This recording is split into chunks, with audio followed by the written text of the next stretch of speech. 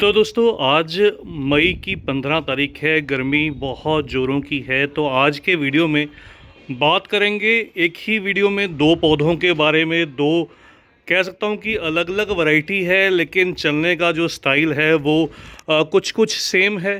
फूल बिल्कुल डिफरेंट रहते हैं, ग्रोइंग सीज़न भी सेम है। अगर मिट्टी की बात करूँ, मिट्टी का मीडिया भी सेम रहता है। बिल्कुल सेम मीडिया में दोनों पौधे चल जाते हैं। तो इस गर्मी के मौसम में इन दो पौधों के बारे में एक ही वीडियो में बात करेंगे। क्या इनके बेनिफिट हैं, किस तरह से इनको लगाया जाएगा, किस तरह से इनकी देखभाल की जाए और गर्मी के मौसम में कहाँ प्लेस किया जाए। तो जी हाँ, दो पौधे आप देख रहे हैं। देखिए, एक तो मोगरा का पौधा है, स्टार मोगरा इसको बोलते हैं। नर्सरी पर बहुत कॉमन मिल जाता है। इसमें एक समस्या भी आपके साथ शेयर करूंगा। देखिए, पत्तियां खाई खाई सी दिखाई देंगी, साइड से कटी हुई दिखाई देंगी। इसका रीज़न क्या है, कोई सल्यूशन है या नहीं है, वो भी बताऊंगा। दूसरा पौधा है मेरा मधुमालती का। ये बुश वैरायटी है मधुमालती की। तो दोनों ही एक तरह से कह लीजिए बुश वैरायटी है या सेमी बेल वैरायटी है। इसलिए मैंने बताया कि दोनों पौधे हैं, लेकिन चलने का जो स्टाइल है वो डिफरेंट है। ये भी जो मोगरा रहता है ये सेमी बेल में कन्वर्ट हो जाता है अगर आप इसकी ट्रिमिंग नहीं कीजिएगा।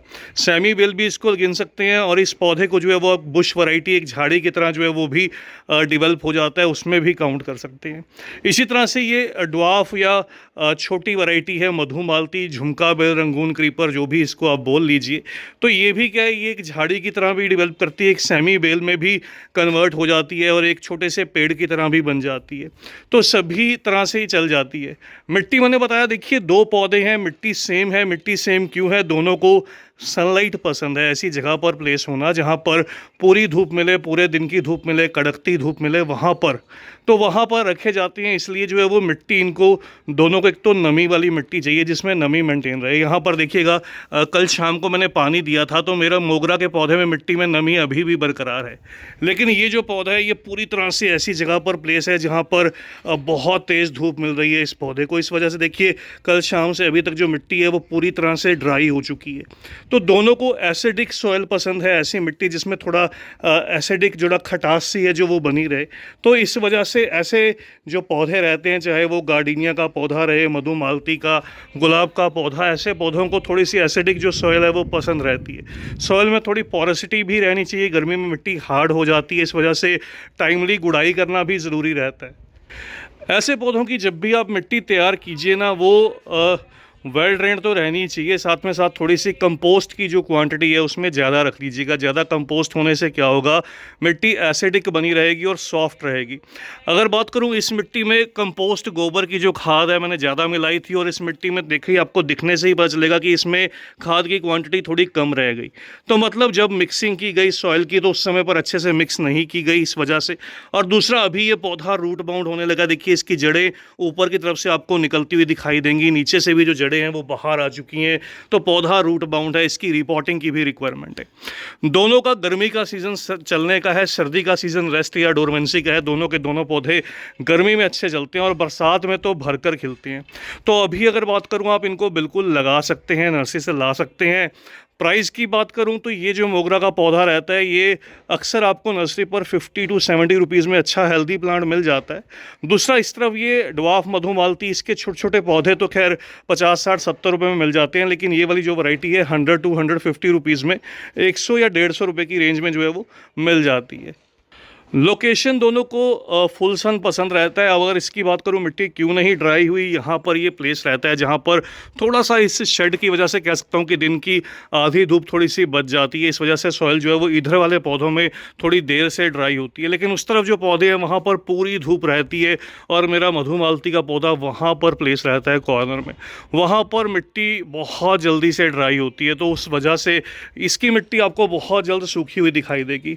लेकिन दोनों पौधे, अच्छी बात है, ड्राउट टॉलरेंट है। थोड़ी सी कह सकता हूँ कि थोड़ी जो ड्राई सॉइल है उसको भी झेल लेते हैं, उसमें भी चल जाते हैं। अगर इसको पानी नहीं दूंगा, थोड़ा पौधा लटक सा जाएगा, मुरझा जाएगा। लेकिन क्या है, जैसे ही पानी मिलेगा फिर से बिल्कुल एकदम से जो है वो तरोताज़ा हो जाएगा।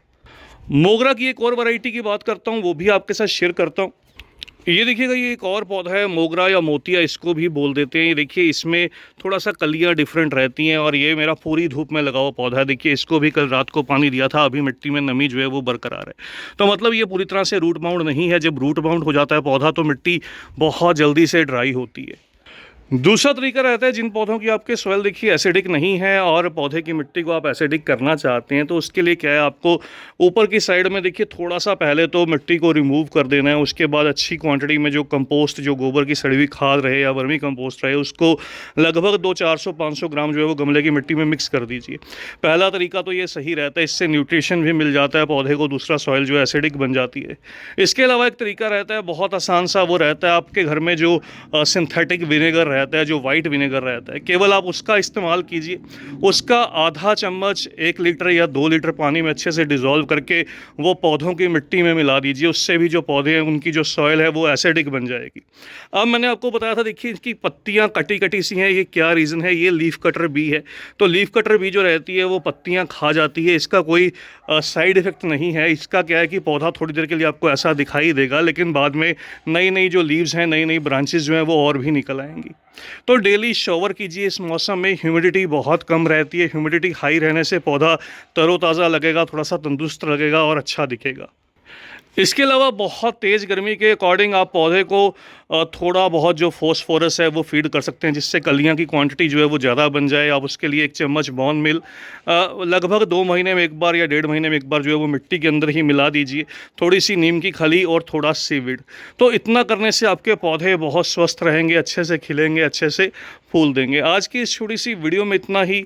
बात करूं इनकी ट्रिमिंग या रिपोर्टिंग की, वो सही समय फरवरी मार्च मानसून के मिड का, इस तरह का जब मॉडरेट क्लाइमेट रहता है तभी सही रहता है। आज की इस वीडियो में इतना ही। जल्द ही मिलते हैं किसी और नए टॉपिक के साथ, किसी और नई वीडियो के साथ। तब तक के लिए bye, happy gardening, take care.